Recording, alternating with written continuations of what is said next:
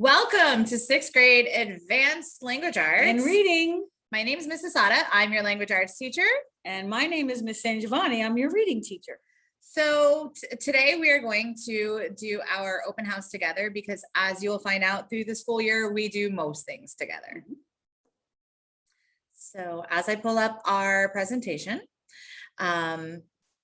I just ask that you follow along. I would like to remind you that this presentation will be posted on both of our Canvas pages, as well as the syllabus that the information came from. So again, I'm Miss Asada. I have a bachelor's degree in elementary education from Florida Atlantic University and a master's degree in reading from Barry University. I am currently certified to teach in the state of Florida, elementary K to 6, reading K to 12, and English 5 to 9. And I hold the gifted ESOL and ESC endorsements. Wow, that's a lot of education. It is. I don't have as much, but I've been teaching for 30 years. I have a bachelor's degree. You got me beat there. I got you beat there, yeah. I have a bachelor's degree in elementary education, K through 6, and from Florida Atlantic University also. My apologies. And I have an endorsement in reading. This is our bell schedule for this year. The school sent out one that looks a lot different than this, but in my opinion, it was confusing. And the last thing we want to do is have our sixth graders coming in be more confused than they're already going to be just because of the nature of transitioning from 5th grade to 6th grade. So this is the schedule that's going to be posted in my room, and it's a little simpler. So the kids will learn that they have 3 blocks every day on top of lunch, and these are the times that the blocks are going to happen. They have 5 minutes of transition time to get from one class to another. Some students will have to move from our building, which is the I building, to the main building, which is the M building, but most of their classes are going to be in our building, the I building. The only difference will be on the first day of school. You will be following a straight 6 schedule, which we will give you the information for once you're here. Just don't want to confuse you now. You just really have to find your way to your first period class. We will give you the schedule for the day, as well as your master schedule for all of your classes for the year. So just kind of want to get into the course description and objectives for our classes. Both of our classes emphasize the fundamental language skills of reading, writing, speaking, listening, thinking, viewing, and presenting. There is an emphasis on vocabulary and composition skills, and that will be an ongoing part of our program. These courses include studies of various literary genres, short story, poetry, novels, drama, and nonfiction. The development of critical reading and writing skills is a major emphasis of this course. So this is going to be the second time I've said it, and we will say it countless times this year, but we do everything almost exactly alike in both of our classes, so there is consistency. So please know that to ensure your child's success with all of their literacy skills, we do work as a team to provide a comprehensive learning experience. We have very high expectations in both of our classes and work together to ensure that there is consistency in the content, the way we deliver it, and our behavioral expectations. Okay, the methods of course delivery and communication as it stands right now are going to be Canvas, which we're assuming your child has some experience with from last year, and Focus, which is brand new to everyone, even us. So during the course of the year, all their course content, including coursework and assessments, will be accessed on the course Canvas page. Students can access Canvas via their Clever login. Students will submit all of their work through the course Canvas page. Okay, so please make sure you sign up as an observer on your child's account. And we've provided you for the instructions here. That's very important that you are able to access your child's account, because then you can stay on top of everything that they're doing or not doing. Okay. Focus is communications will be made via Focus. Students will also use Focus to access their grades for class. We strongly encourage students and parents to enable notifications on their Focus course for up-to-date grades and communications from all teachers as well as the school. So Ms. SanGiovanni, a lot of times we get the question, where are my grades the most accurate? The most accurate is going to be in Focus because sometimes things are graded differently in Canvas and need to be scaled to a certain score for their grade book. Perfect. So we do have iReady. I believe most people are familiar with the program. This will be a required weekly task once we take our first diagnostic. This weekly task will be due by 11:59 every Sunday night, and you are expected to complete a minimum of 30 minutes and one lesson per week. This rubric that is shown here will be discussed more in depth with students. However, you will notice that the most common component here is the 30 minutes. If your student does not do 30 minutes, they will not get a score above a 0. So that does mean that unfortunately, even 29 or 29 and a half minutes will not get them a score that will make them happy. So just be aware of that.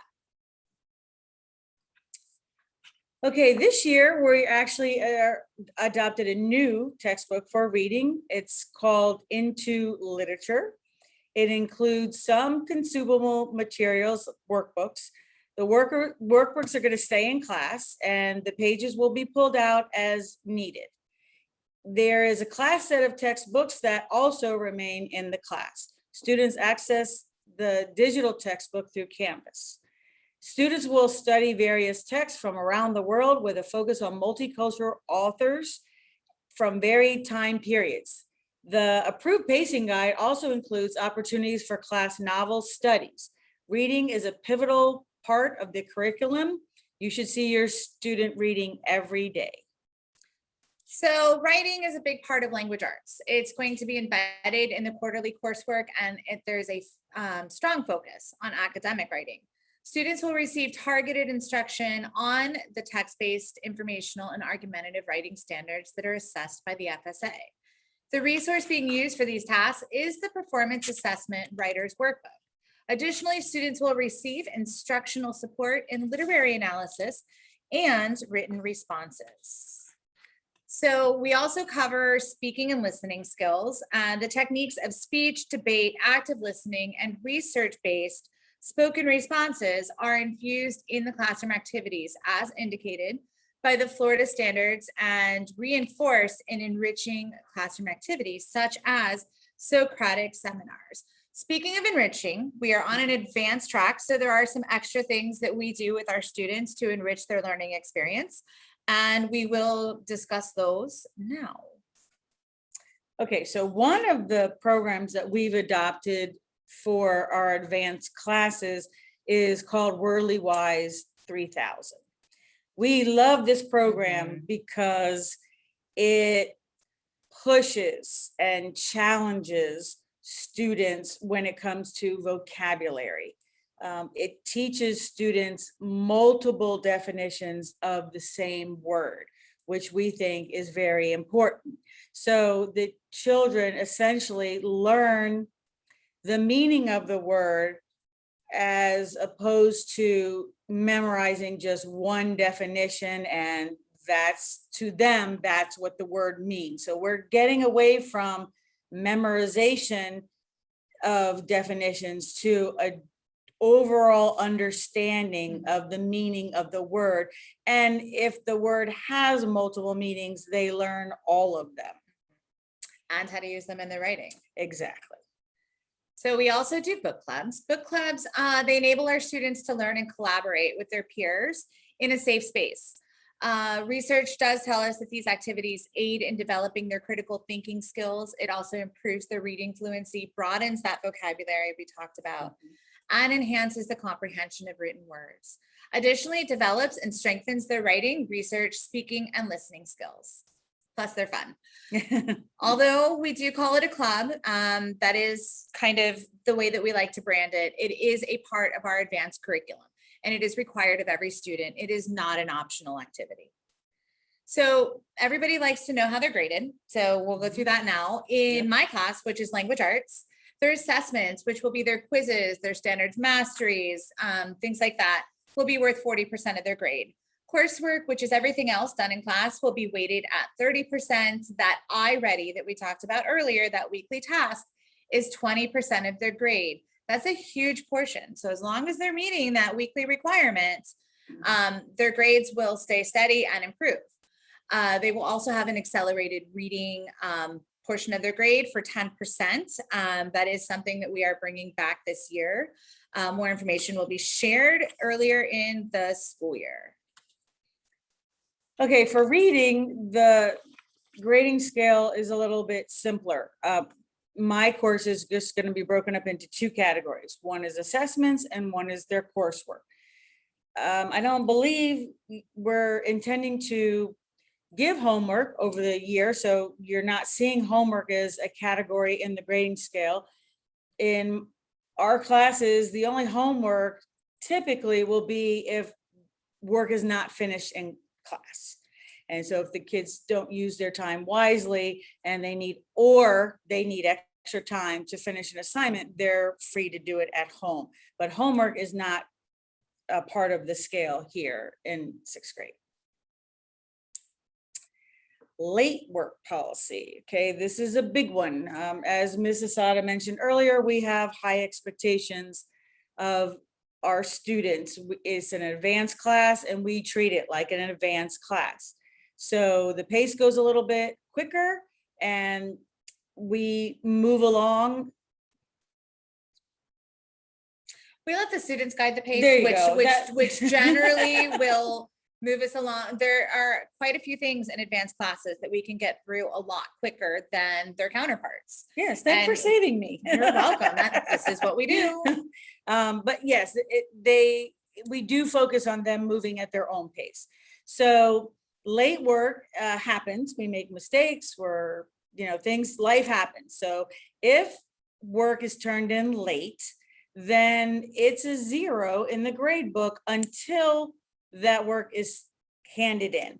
And so you're going to see a slash mark in the grade book for any work that is missing or late.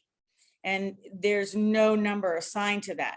Once the assignment is handed in, it's graded, and then that slash mark will turn to a grade.